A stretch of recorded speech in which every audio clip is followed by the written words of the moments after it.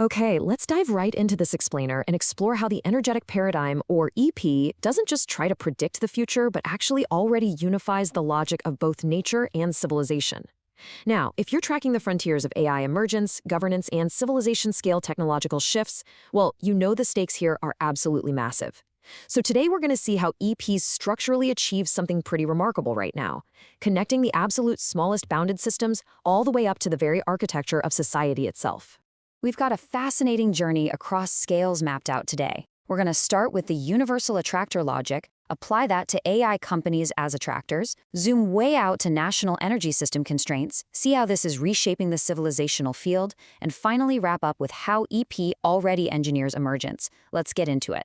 All right, Section 1, the universal attractor logic. This is our cross-scale blueprint.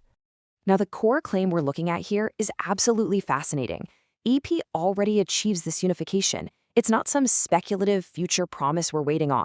The exact same structural pattern connects objects, organisms, massive companies, national energy grids, and even civilization-scale AI fields. And EP achieves this conceptually, demonstratively, and experimentally at every single level we're going to cover today. To really grasp EP's framework, you just need this one surprisingly simple mental model. It's the idea that systems stabilize around what we call attractors under very specific constraints. Literally every system we look at today will feature these exact same four elements: a bounded state, an energy input, constraint gates, and a potential landscape where that system finds its stability. Let's ground this with something huge but simple. Look at the most massive bounded physical systems out there in our solar system. Take Pluto. Pluto stabilizes its orbit within a profound gravitational field. It operates entirely within the strict constraints of that field. Finding a stable attractor path, it's a giant rock, sure, but structurally, its logic is beautifully straightforward. Okay, now let's zoom in a bit to living systems that are maintaining their metabolism against environmental constraints. Think about a cat. A cat requires continuous energy input, food, water, to maintain its bounded state. It stabilizes within a biological and environmental field. The constraints have shifted from pure gravity to metabolic and ecological boundaries, but that underlying attractor logic, it remains exactly the same. And honestly, you can scale this right down to the everyday. A simple suitcase maintains a bounded state, stabilizing its contents strictly within a physical, spatial boundary. If you pack in way too much energy or mass, what happens? The constraints break, the zipper busts. From Pluto to a cat to a suitcase, EP reveals this universal attractor logic at play. Moving on to Section 2, AI companies as attractors. Let's look at institutions. So what happens if we map an AI company, like OpenAI, into the very same structure we just used for a suitcase or a cat? Well, an AI company isn't just spitting out products. It is a capability and capital attractor stabilizing inside very specific constraint boundaries. Its state is bounded by some incredible constraint gates. You've got compute, capital, talent, physical infrastructure, model capability, regulation, and market demand. Just like Pluto or that cat, the company is seeking a stable attractor pattern, just inside a vastly more complex socioeconomic landscape. To keep its state stable, an AI company has to continuously pull in immense capital and energy, navigating a landscape shaped heavily by real-world infrastructure limits and strategic policy. It's infinitely more complex than a piece of luggage, for sure, but structurally, it obeys that exact same unified logic. Let's zoom out even further. Section 3, National Energy System Constraints. Think about your national power grid.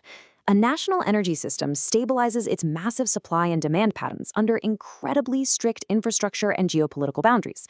It acts as an attractor itself, constantly trying to balance industrial demand with physical grid limits, resource availability, and, complex geopolitical realities.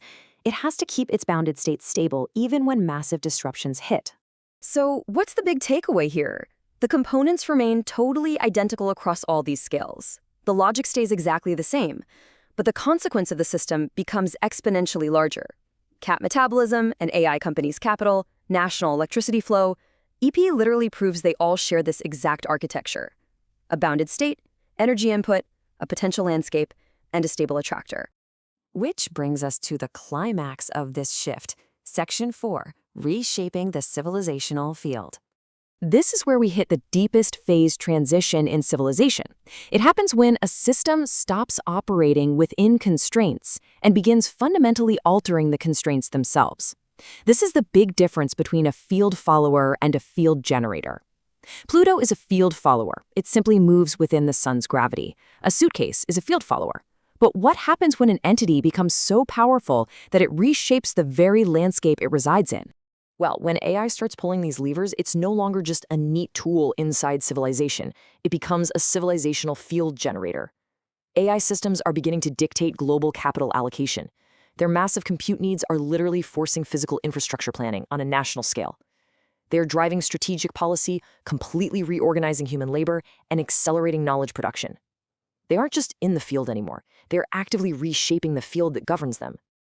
And this is exactly why this whole structural analysis is absolutely crucial. You simply cannot manage a field generator like it's a simple subsystem. If AI is just a field follower, sure, regulate it like any standard corporate software product.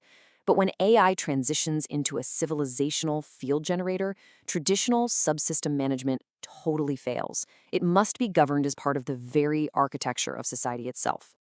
Let's bring it all home. Section 5, Epoch already engineers emergence. Now look, EP hasn't magically solved every single frontier-scale problem, and we definitely want to be careful not to overstate that, but it already demonstrably achieves this cross-scale structural mechanism. We don't have to wait for some distant sci-fi future to understand these phase transitions. EP maps the constraints, identifies the coherence thresholds, and outlines the exact state transition paths necessary to build robust AI architecture today. By changing structural conditions like coherence, path discipline, and attractor formation, EP isn't just sitting around waiting for the future to happen. The prevailing vibe in the tech industry right now is basically just to build bigger models and passively wait for emergence to magically occur. But hoping for stable emergence by just blindly pumping in more compute and capital, well, it's a bit like hoping a hurricane will build a house. EP takes an entirely different, engineered approach based on the universal structural logic we've explored today. So as we watch AI literally reshape the civilizational field around us, I want to leave you with this exact thought from the source material. Bigger models wait for emergence. EP already engineers the structural conditions that make emergence achievable, stable, and testable. Because ultimately, the logic connecting a simple physical object to a massive national energy grid is the exact same logic that will determine the safety and stability of our civilizational AI fields. As these systems transition to full-blown field generators, are we prepared to architect society around them?